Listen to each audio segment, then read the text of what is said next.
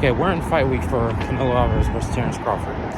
Now, there's some things I want a lot of people to think about. And I'm gonna talk about Canelo when he fought Jermell Charlo.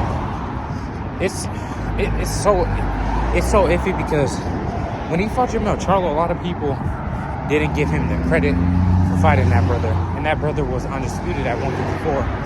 And he moved up 2 weight classes, and with how many people, there were some people that thought he was going to win, but there's more people that think Terence Crawford's going to win when Jermell Charlo had a more dominant run at 154, and Terence Crawford, him moving up to 154, he fought Madrimov.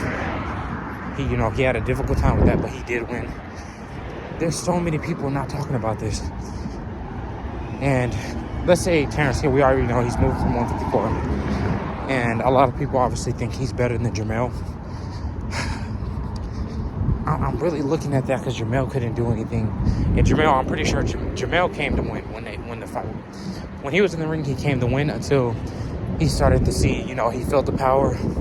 And then him seeing just how good Canelo really is. And that people are undermining just how good Canelo's head movement is. Canelo Alvarez has a pretty good jab. He can box pretty well, because there's a lot of people saying that Canelo Alvarez has been going the distance since he moved up to 168, and it makes sense because you're fighting bigger dudes, and this is not your natural weight. And then for him to be going a full 12 rounds with these 168 pounders, that should just show how good. That should just show how great of a boxer he is. And for example, I think it was the Boxing Voice that said this on Showtime Sean Porter's podcast about how we give Floyd Mayweather credit for going 12 rounds, but we don't give Canelo credit for going 12 rounds, and he's dropping these guys. It's so much to think about. And then with this fight also, we already know Terence Crawford, he's very versatile and all those things. But just because he's more versatile doesn't mean he has more. He's going to be more effective in this fight. And when I say more effective, just because he can do more, like switch hit, and his athleticism doesn't mean he's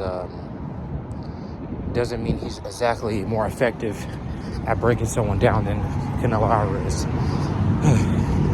And then now we're going to highlight the 2 losses that Canelo Alvarez had.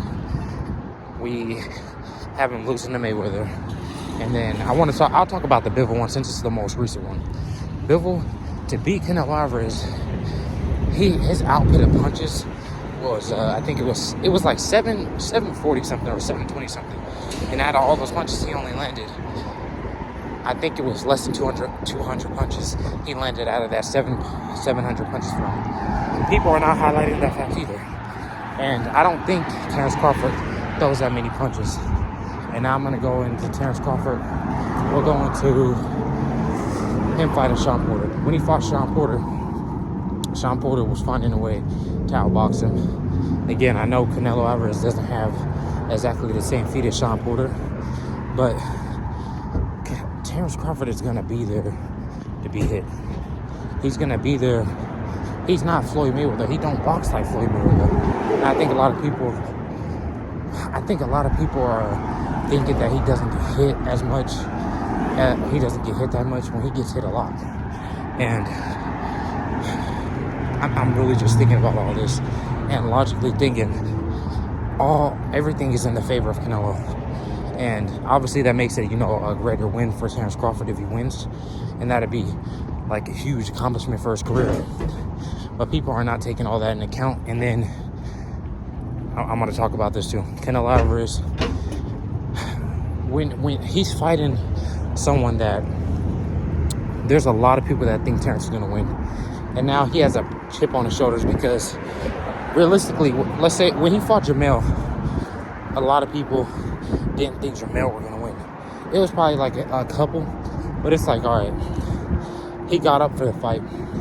But for this fight, he's even getting up more because it's like, all right, you would think, all right, everyone's going to think that he should win this fight because it's another guy coming from 154. But it's like, all right, all these people think I'm going to lose. I think I'm going to win, but all these people think I'm going to lose.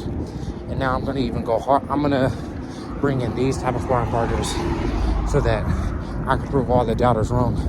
Because both fighters are proving doubters wrong. But I think it's a little bit more of a bigger burden on Canelo from what it looks like, because it's like you're the dude, you're the champion at 168, and then all these people think Bud is gonna win because Bud isn't really the underdog by much, and this is really crazy. But to sum it up, I got Canelo Alvarez. I was thinking about the stoppage because just the way Terence fights, you know how he'll try to get you. If you watch him when he fought Sean Porter and Majimov, he out-physicaled him.